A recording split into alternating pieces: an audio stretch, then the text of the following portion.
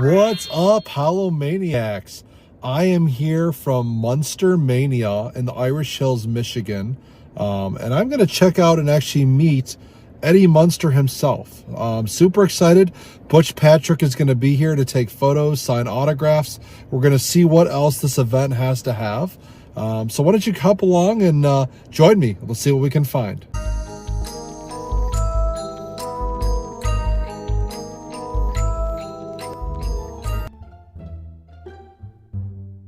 All right, guys, so I get to join Joe. I wasn't there in person for this event, but I'm really excited to kind of relive it while watching these clips and seeing what Joe was able to experience. Yeah, we know this historic site started off as Stagecoach Stop USA, kind of blossomed in the 1960s, kind of shut down there for a time period, reopened obviously with these haunted attractions, and obviously the rerouting with the transportation routes in Michigan when I-94 was created, the freeways were created, took a lot of the traffic away from these roadside attractions, unfortunately. So definitely made it a lot tougher to make revenue and to keep these attractions open. Yeah, I think definitely with the Irish Hills, there's other like besides Stagecoach, there was Mystery Hill. Prehistoric Forest, different roadside attractions. Which obviously not all of them made it, but definitely kind of cool to keep this resurrected and to bring some haunted flair to it as well. This train car of terror, fun fact for you guys, this actually used to be Dwight Eisenhower's train car as well. And this is what it's used for now, is kind of the haunted attractions. And that is such a great piece of history. Not only did you get to see a nice haunted attraction, and just let's give a big kudos, because the ownership that has taken over this roadside attraction has put a lot of money, a lot of time, and their goal is to kind of bring life back into this roadside attraction. Let's rejuvenate some life into US 12 Michigan Avenue as we know it, right? So definitely a really cool attraction here. I love this. Look at all the horror villains in here. Which one is your guys' favorite? I love Ghostface, but I mean, I love the Jaws right there. I gotta go with Michael Myers, of course, right? My favorite, absolutely. Here's another fun fact. We're full of fun facts. Did you know Jaws' kind of real villain name in the movie is actually Bruce the shark? Ah, kind of like Finding Nemo.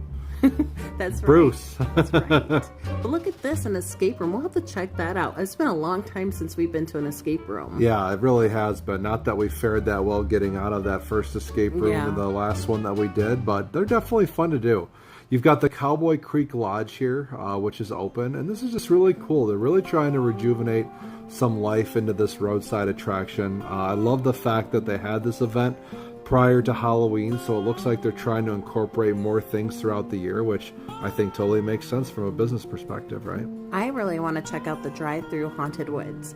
That was something that Joe and I, funny story, guys, this was years ago, before we got married. We got married in 2008, and we were going through this drive-through attraction, and Joe was like talking to me, and we were young kids, and he's saying about how you were so terrified of this little clown. Remember that, Joe? And I'm thinking, oh, he's a little boy when he's talking, reliving an old story, and he goes, shoot, that was last year. That's right.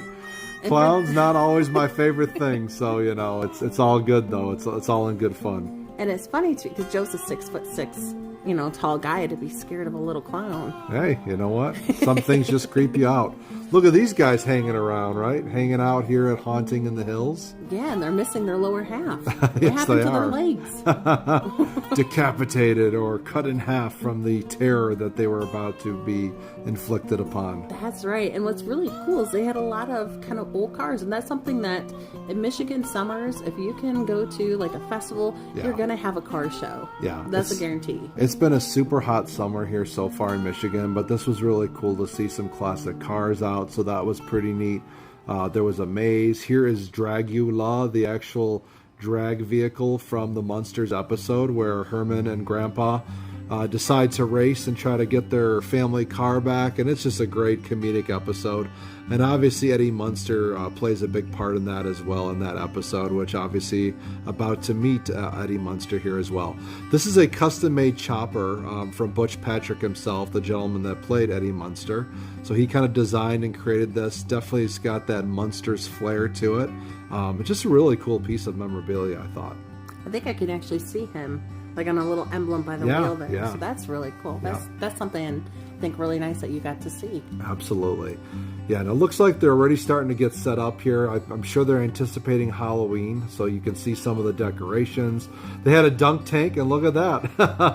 Herman himself there. So I think this was actually somebody that was related to Butch Patrick that he had on the road with him. I think he's doing a tour throughout the Midwest here to promote, and there he is himself, Mr. Butch Patrick, Eddie Munster. So that was pretty cool to get to meet him, get a signed picture, which I'll recap here at the end as well, and kind of see some of this Munster's memorabilia, which was pretty cool.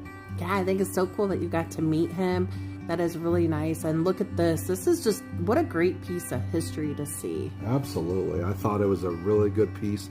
This was kind of cool. So they actually had this kind of smash a hearse exhibit where you could actually pay and you could actually take like a sledgehammer to it and get some of that stress out of your system and beat up on the hearse. Like a stress room. Absolutely. Absolutely. We got to kind of experience our first, somewhat similar to a stress room we went to Shattered, which was at the Scream Machine. They had like a different kind of side event, and it's a haunted house experience, and those kind of, we got to smash some things, so that was fun. Yeah, definitely. Some cool classic posters here, Vincent Price, so they had some of the decor up. Here is Dragula from the actual episode, and I believe Butch actually owns this, so this is pretty cool. Wow. He actually owns this and the Chopper, I believe, travel with him when he does, Comic-Cons and shows and stuff like that, so that's pretty cool as well, I thought. That is really nice. And then they had a showtime, right? They did. So they were actually playing the movie Munsters Go Home. So basically it was a 5 to 9 event. You got to meet Butch, take some pictures with the memorabilia, get an autograph.